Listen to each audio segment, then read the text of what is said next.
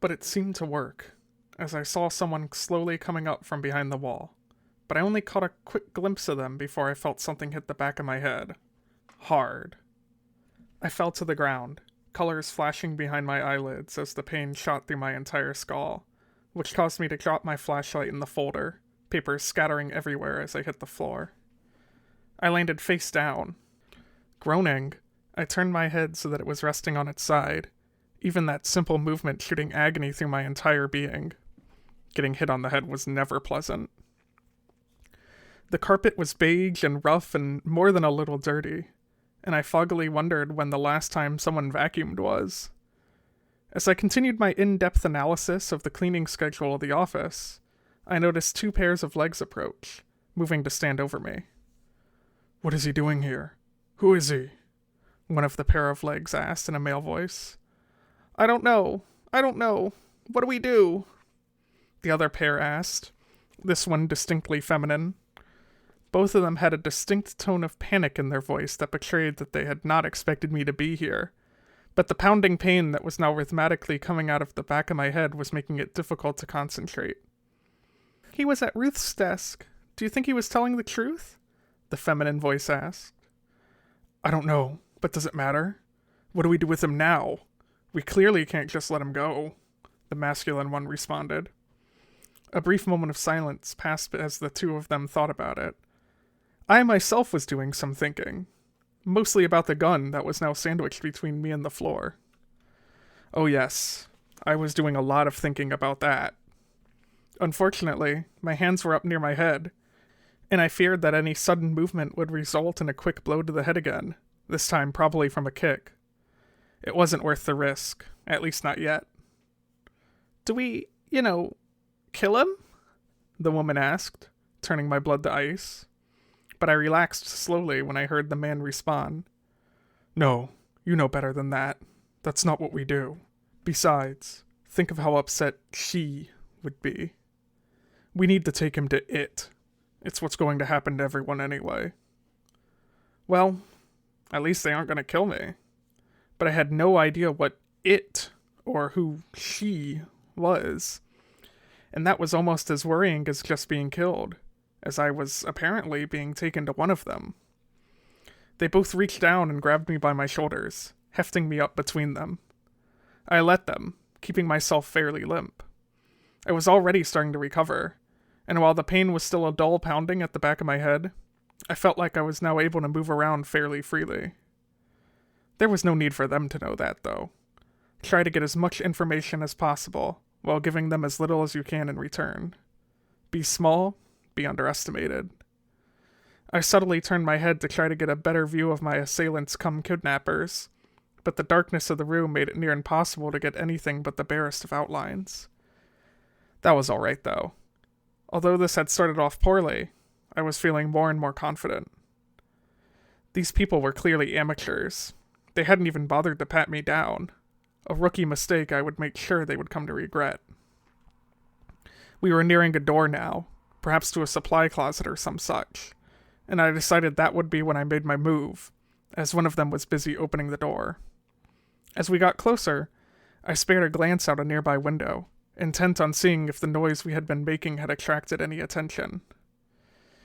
It seemed as though it hadn't, but I was once again struck by the stars in the sky and how bright they seemed to be, especially the North Star. It shined down on me, even through the window, far outstripping the other celestial bodies. It was the strangest thing, but it almost felt as though it was trying to warn me of something. How a star warns you, I'm unsure, but nevertheless that was what I felt, and it gave me a sinking feeling that whatever was on the other side of the door we were even now standing in front of, I was really not going to like. The person on my left, the man, reached out to grab the doorknob, and I knew it was now or never. I suddenly twisted myself as hard as I could, wrenching my arm free of the woman, causing both of them to make noises of surprise. My arm now free, I reached into my jacket and grabbed the revolver, pulling it out and aiming it at the man, who in shock and fear let go of my other arm and staggered backwards. It was now me with my back to the open door, which I spared a glance to see where it led. There was a dark staircase behind it, leading down into unknown depths, with the meager light of the window barely illuminating the first couple of steps. I quickly moved away from it, keeping both of the assailants in front of me and in my line of sight. For a long moment we all stood there, nobody moving, just staring at one another through the gloom, barely able to make out each other's outlines.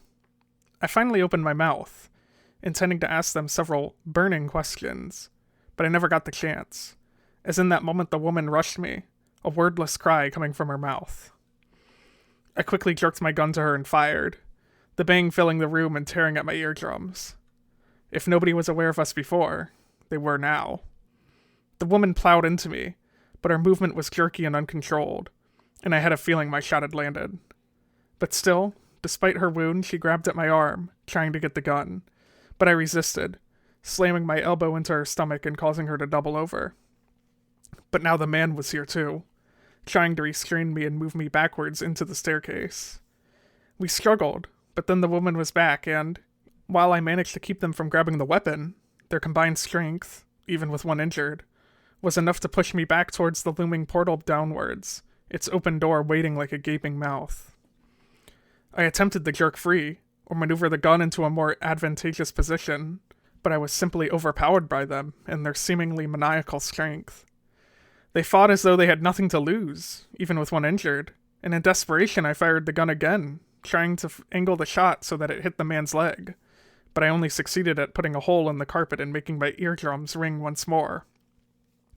We were at the top of the staircase now, and they were attempting to push me down it, with me hanging onto the frame of the door with all the strength I could muster. "Why are you doing this?" I grunted, the words coming out hoarsely as I breathed heavily. They didn't respond, but instead doubled their efforts on pushing me, as though they didn't like me asking questions.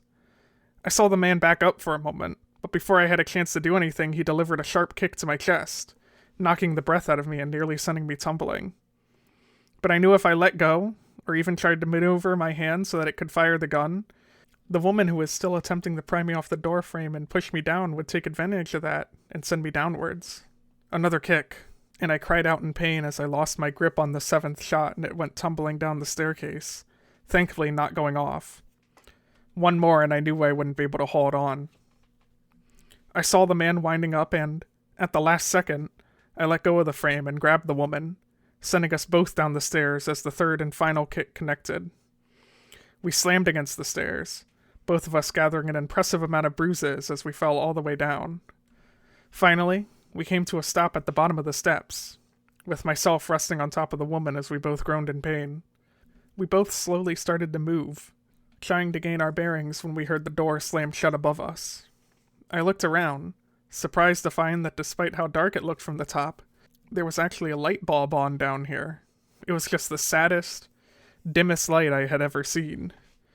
What little illuminance it produced showed that we were in a basement of some kind, with several shelves of dusty paperwork surrounding us, with the room continuing to stretch off into darkness that the bulb didn't have a hope of reaching.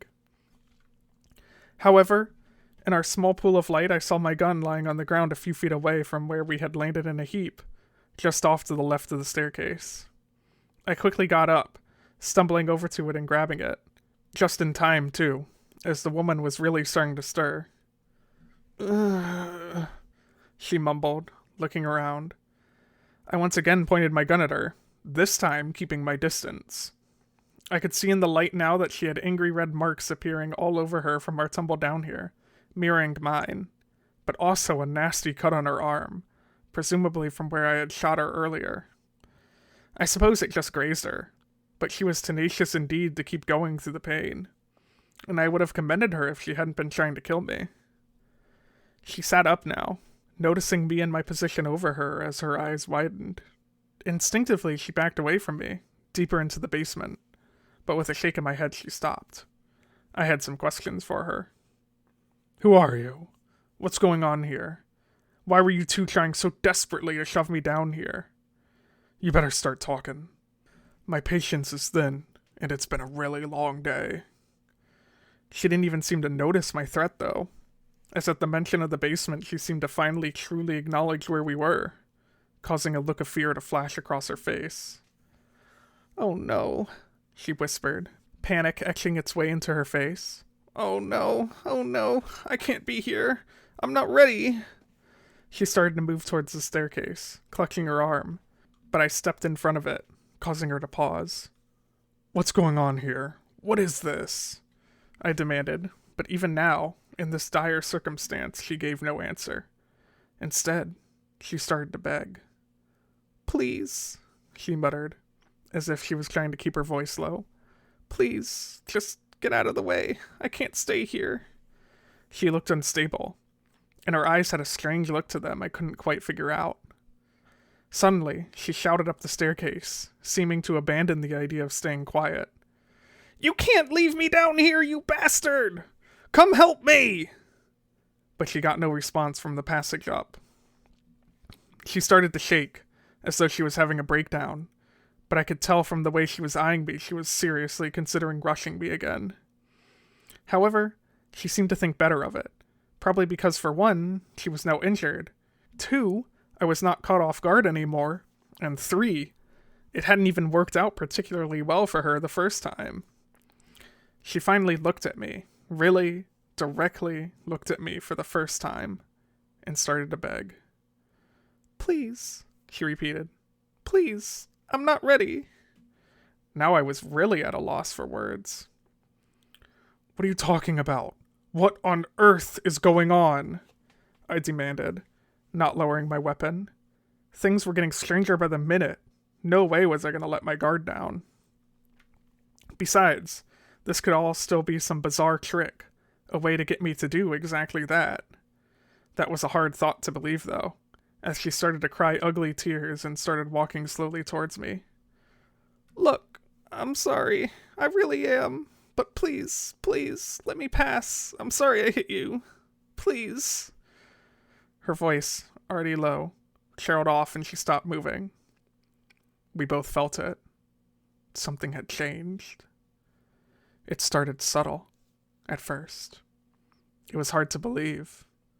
But there, in that dark, dusty cellar, under a flickering bare bulb, I smelled chocolate. Candy and chocolate and freshly popped popcorn. It was amazing and overwhelming, completely out of nowhere. It was like just out of range of the light. There was a carnival with every known treat and dessert, sitting there waiting to be eaten in the blackness. I had never felt anything like it. It was bizarre, but it reminded me of the first time my mother had taken me to the fair, so many years ago. I had been amazed at the colorful lights and strange attractions, but the thing that had grabbed me the most was the variety of food. The candied apples, the funnel cake, even the cotton candy. I had to try them all, and try them all I did, though I regretted it that night with the worst stomachache I had ever had. But it had been delicious, an explosion of flavor, and even now my mouth was watering thinking about it. I looked over at the woman, barely even able to acknowledge her presence, but managing to dimly note that she seemed to be in a similar trance to myself, as she wobbled slightly as a glazed look came down over her eyes. I was about to say something when I saw it. There was something coming out of the dark behind her. It moved along the floor, squirming and slithering, leaving a wet trail behind it, glistening in the dim light. At first I thought it was a snake, but no snake should be so red, so raw, should have teeth on the outside and a mouth that looked like that. It was long, stretching back into the darkness of the basement, impossible to tell where it ended. It was so difficult to think with the sweet smell of candy in the air, but I swear I saw it hesitate, looking between me and the woman, even though it had no eyes with which to look, just smooth flesh where a head should be. But then, perhaps due to instinct, or a miracle, or even just dumb luck, I took a single step backwards, not even thinking about it, barely even realizing I had done it. But that was enough. It decided it would take the easier prey, and snapped forward, sinking its ground toothy mouth into the woman's leg. That seemed to finally wake her up and she screamed, a blood-curdling shriek that filled the small room. She tried to run, but the thing kept her anchored with its long, hooked teeth, causing her to stumble and fall down onto her stomach. I gasped and staggered backwards, suddenly finding it difficult to breathe through the thick stench of blood and chocolate. I bumped into the staircase behind me, barely keeping my balance as I tried and failed to tear my eyes away from the sight in front of me. What was this? This thing? Is that what they had been talking about earlier? Had they been planning on giving me to this? The snake thing pulled, yanking the woman backwards several feet with a horrible ripping noise as her flesh tore, but she grabbed onto one of the nearby shelves, hanging on with all of her strength. It was a twisted mirror of what she had been doing to me, only now she was the one hanging on for her life, and the thing trying to pull her free was no human. "Do something!" she screamed. But I didn't move, couldn't move. It was all too much, and the smell was so overwhelming. The sweetness, the coppery tang of blood, and the stink of sweat, and deep beneath it all, salt. It was so difficult to think. I walked up a step, trying to put distance between me and this nightmare. "No!" the woman moaned, seeing me move to leave her behind. She struggled forward, grabbing onto the shelf with her other hand, still desperately fighting for her life. For a moment, it looked as though she might even break free, get the thing off her leg and come up the stairs with me, and then we could flee together into the cool air of the night. But then hands. Almost human hands, but with too many fingers, and red and raw and skinless like the snake thing, shot out of the dark and grabbed onto her lower body. There were 4. No, 5. No, maybe 4. It was difficult to tell with the darkness in their movement. They were warped, much too big, with forearms and upper arms that had to be at least 3 feet long each. Finally, something inside me snapped and I pointed my revolver into the darkness from which they had come, firing once, twice, 3 times, and then finally a 4th. It's in those brief muzzle flashes that I got a glimpse of the full form of the thing. It was a pillar of flesh, bone, and sinew, coming up out of the floor like an obelisk made of meat, raw and dripping with slime. Hands and legs sprouted from it like sick branches of a tree, with bloodshot eyes staring at me from seemingly random points on its body.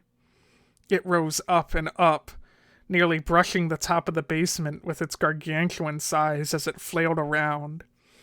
At the top of this garish display lay a round mouth, big enough to shove a horse into and have extra room, with hundreds of teeth lining all the way around it, and all of them pointing downwards. I heard someone screaming, and came to the realization that it was me. And then the flashes were gone, and I was just staring at this poor woman, whose name I didn't even know, being dragged backwards into the darkness. She, too, had seen what I had seen, and had gone quiet. Now the only noises she was making were soft murmurs. I slowly realized she was whispering one word, "Please," over and over, looking at me desperately. She was being taken to hell, or maybe somewhere even worse, and I knew what she was pleading me to do. I aimed the revolver at her head, and she gave me a slight nod to confirm it. She knew it. I knew it. It was too late to stop this. All I could do was spare her from whatever nightmare this thing had in store for her. So, never taking my eyes off of hers, I pulled the trigger. And nothing happened. It was empty. The 7th shot had already fired 6. There was nothing but a dry click as the hammer fell on an empty cylinder. Both of us were unable to speak for a moment as the whole world seemed to fall silent, and then all hell broke loose. The woman finally lost her grip on the shelf, the hands grabbing her around her neck and face as she was dragged backwards out of my sight, screaming all the way. I couldn't see what happened next, but I could hear it. It was something I wish I could forget, but I know that for as long as I live, I never will. The screams abruptly cut off as a sound only comparable to a pound of ground beef being shoved into a container too tight for it reached my ears. The squelching and the sloshing noises. Why was there sloshing? It was so horribly wet sounding. Unasked for, an image entered my head of a whole raw chicken being dropped onto the kitchen floor by mistake, where it was then immediately attacked by the slobbering family dog. That sweet smell of carnival food was long gone, replaced by a far too familiar metallic scent. No one, not even the very person who tried to condemn me to the same fate, deserved that. I vomited then, the hot bile burning my throat as I lost the cup of coffee I had drank so very long ago. Its stench barely made a dent. I had to get out of here. I stumbled up the steps, leaving behind me what might have actually been a glimpse into hell. But it seemed I wasn't out of the brimstone yet, because as I neared the top step, stumbling and tripping, I was forced to squint as something started to sting my eyes. Smoke.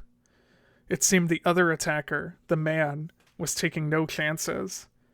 I pushed against the door, but as I suspected, it had been jammed shut. I slammed myself against it, knowing it was my only way out. There was no way I was going back down to look for another exit. I hit it again and again, beginning to cough from the fumes, but I could feel it slowly giving. Finally, I got it open just enough to squeeze through, smoke now pouring into the staircase.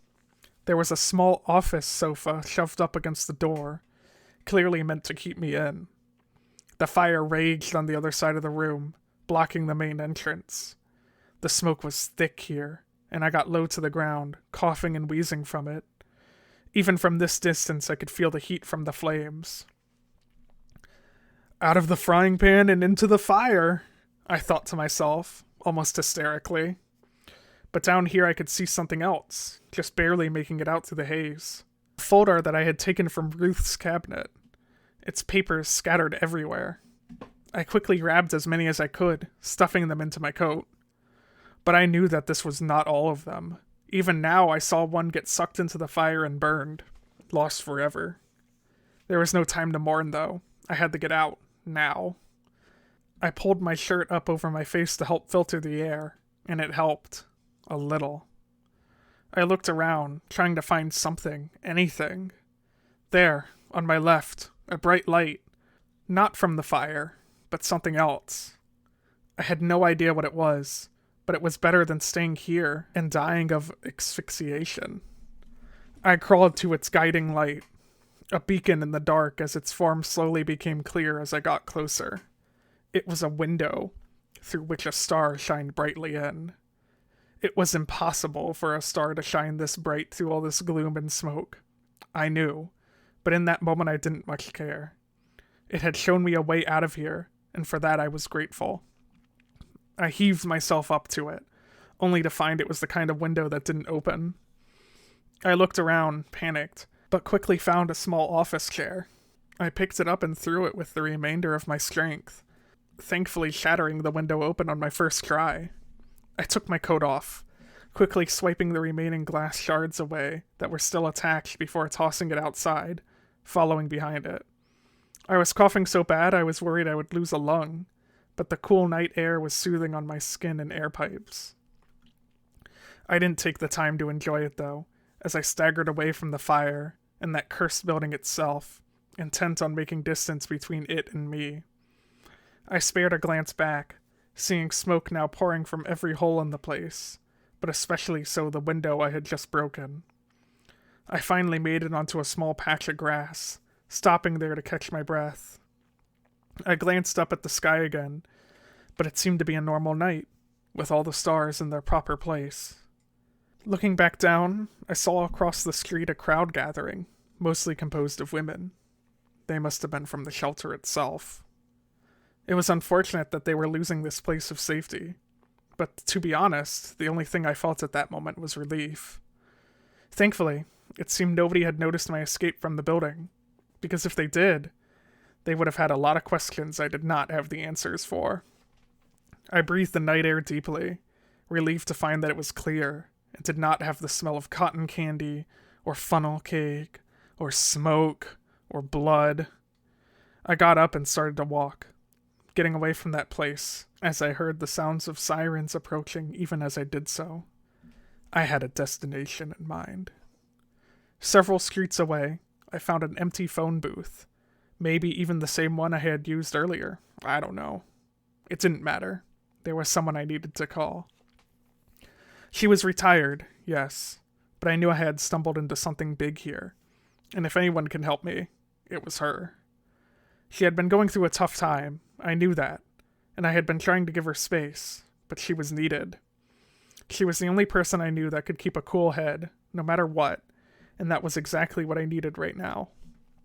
The phone rang, once, twice, and then was finally picked up. "Hello?" said the person on the other end of the line.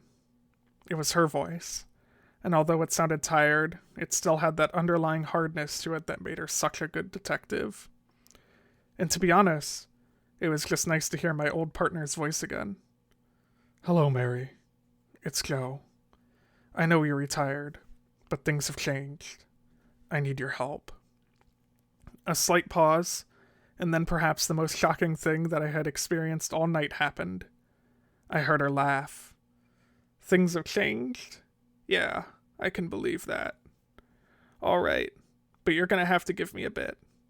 I need to go to the hospital." There was no trace of humor in her voice.